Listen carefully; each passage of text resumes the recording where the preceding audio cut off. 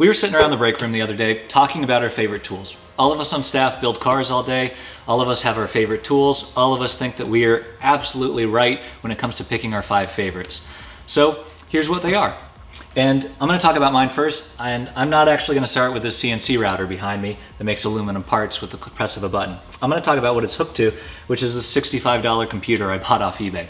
I'm a big believer in having an internet connection whenever I'm working on a car. There's just so much information, whether it's on ALLDATA or on forums or just watching YouTube videos on how something gets taken apart and put back together. I always have an internet connection when I'm in the shop. And while I have a nice laptop in the house I use, I've always found that it's not quite the same when you're working on a car. By buying a cheap computer, instead of using a phone or laptop or anything like that, this is always on. It always has a $20 keyboard sitting here ready to type on. I don't worry about metal shavings. I don't worry about sparks. I don't worry about hiding it from the abuse of shop life.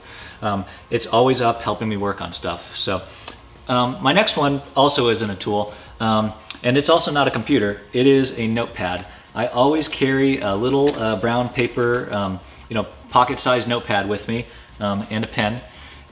Even when I'm not in the shop, but in the shop too.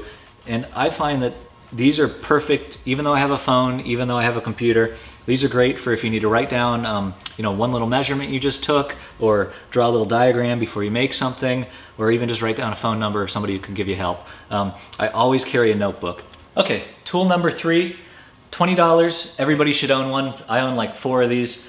A headlamp. I buy these little rechargeable ones just because they're the smallest I could find. It's called a Streamlight Bandit.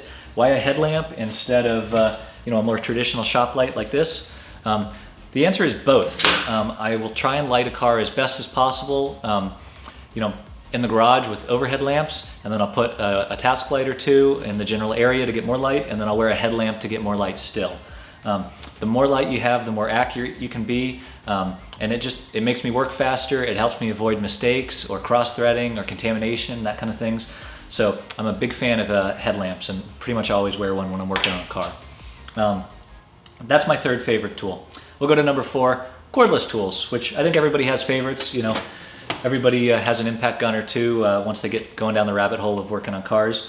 But my favorite tool in particular is not my trusty Bosch impact.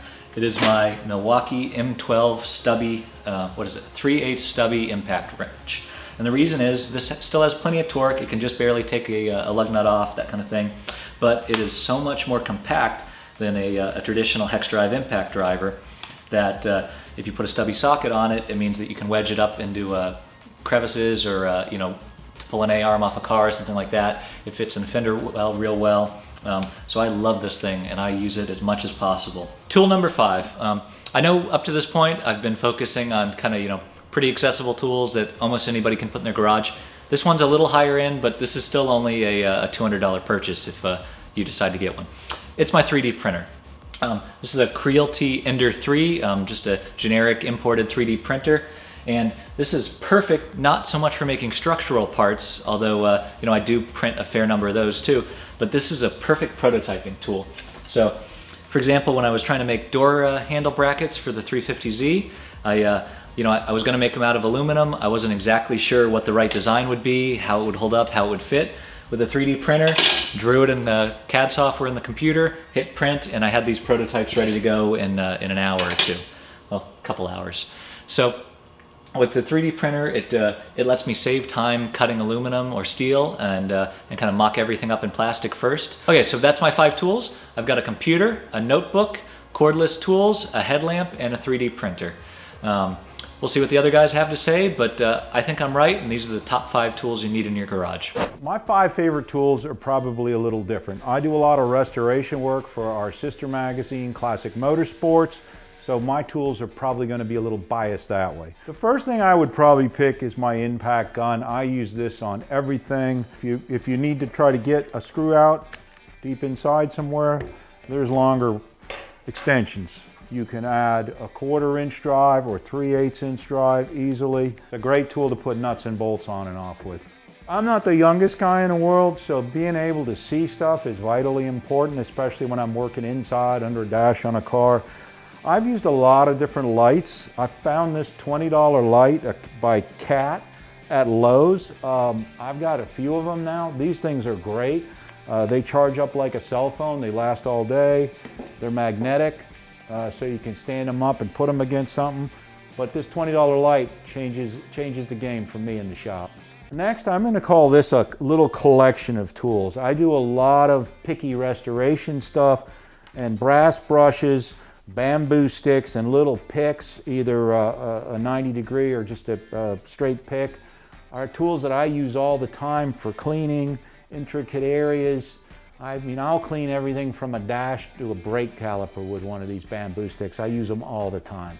And this might be an odd choice, but I use this Extreme Chassis black paint by Eastwood on almost every type of suspension stuff that I'm doing. I tend to do a lot of suspension work. Yeah, its powder coating's better, but this paint really holds up well. It takes a little while to dry, but it holds up way better than the average paint, and it covers better than the average paint you get at a hardware store. The final tool, I'm not sure you'd really even consider this a tool, but for me, being out in the shop is relaxation time. I love music, so having a decent stereo out here and a CD collection, as well as Sirius XM radio, really makes shop time nice for me. First thing I like a lot, and this is something I just adopted a couple of years ago, is having a tool cart. This is US General from Harbor Freight. It's nothing fancy, but I've got 2 or 3 actually big toolboxes over there in the far corners of the shop where most of my tools are, but the mission critical real-time stuff all lives right here. It is fantastically helpful to be able to just have the stuff I use. And I actually built this cart sort of on the fly. As I was doing jobs, I would outfit this cart with the stuff I use most frequently, and I hardly ever go back to the big toolboxes. Second thing is, and again, this is something that I picked up way later in life that I wish I had that time back, is a good set of pry bars. Just having a good set of various sizes of pry bars, various ends, invaluable. Just it increases your mechanical advantage on things. It just gives you a whole different way to think about using leverage and having mechanical advantage in your favor.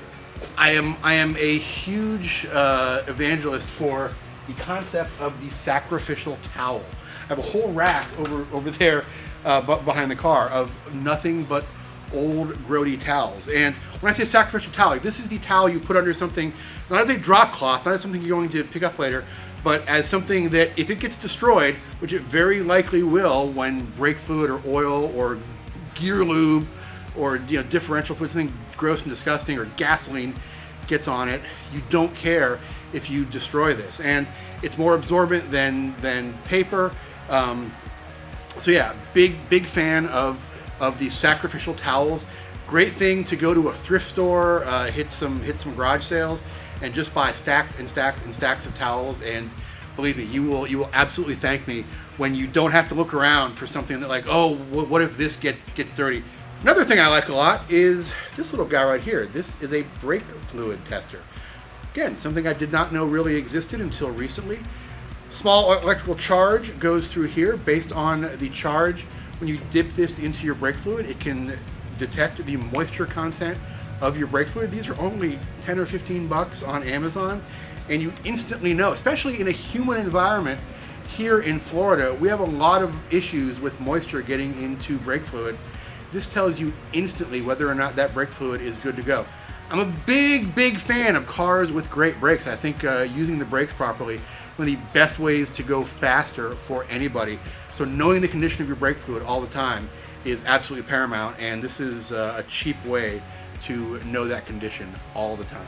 Another thing I like a lot, and this is something that I'm sure Tom and Tim covered because they both have cordless tools that they like a lot. This is my 1/4 inch impact from DeWalt.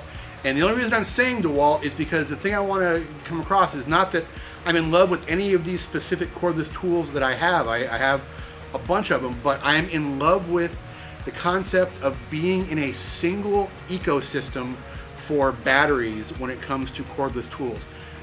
About 3 years ago, I looked at my charging wall and realized that I had stuff from about 4 different brands, 4 different types of batteries I had to keep track of, 4 different chargers that I had to have cords for, and it was too much. It was a pain in the butt. I decided that as soon as a tool failed, I would throw that tool away and everything having to do with that tool, and I would replace it with a single ecosystem. In my case, the DeWalt 20-volt ecosystem. Plenty of great ones out there. I chose this particular ecosystem because it has an extremely broad range of tools, everything from hand tools like this to a cordless vacuum that I use all the time. And every year on my birthday and on Christmas, I treat myself to another piece of the lineup. So the concept here is not, again, not any one specific cordless tool, but being in a single cordless tool ecosystem is something you will never regret putting effort and money towards. If you have a favorite tool, throw it down in the comments below. Let us know what it is. We would love to hear from you and get some great ideas from our readers and our viewers. Support brands that support Grassroots Motorsports. Get your chemical solutions from CRC Industries. Visit crcindustries.com to learn more.